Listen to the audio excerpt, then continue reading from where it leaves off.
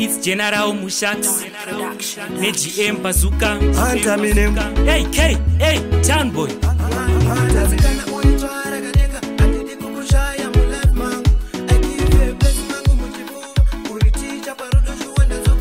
Mwana iwe unotomodza rurimi rwangu kutadza kutaura kana wani weti wakanaka uchine mukaka ini ndoda uve muroora wamai. Mwana iwe unotomodza rurimi rwangu kutadza kutaura kana wani weti wakanaka uchine mukaka ini ndoda uve muroora wamai. You make me fly, you make me fly. Urichara kadenga baby wakanaka toendera nze magetsi nemakebo pandikuona pese ndoona runako kuri hoti nondipinza muwinter even kuri cold nondipinza musama ndiwe uri pakati pemoyo wangu auve wakabuda mupfungwa dzangu. Mwana iwe unotomodza rurimi rwangu kutadza kutaura kana wani weti wakanaka uchine mukaka ini ndoda uve muroora wamai. Mwana iwe unotomodza rurimi rwangu kutadza kutaura kana wani weti wakanaka uchine mukaka ini ndoda uve muroora wamai. Une chocolate skinny natural beauty isina kuwedzeredzwa nekuzorera nechiuno chakarungwa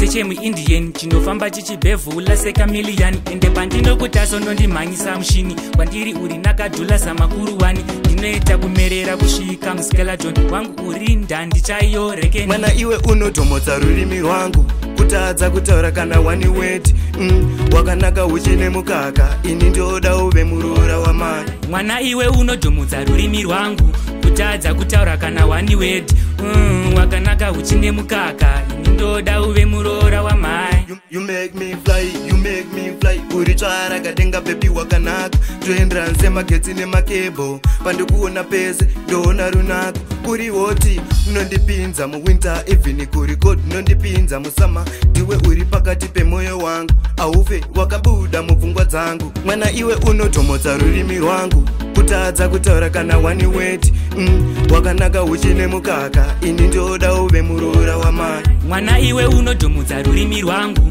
kutadza kutaura kana wani weti wakanaka uchine mukaka ini ndoda uve muroora wamai. Une chocolate skinny natural beauty isina kuwedzeredzwa nekuzorera nechiuno chakarungwa sechemuindian chinofamba chichibhevhula sekamiliyani ende pandinokutaso nondimhanyisa mushini kwandiri uri nakadhula samakuru wani ndinoita kumerera kusvika muskeleton wangu uri ndandi chaiyo rekeni.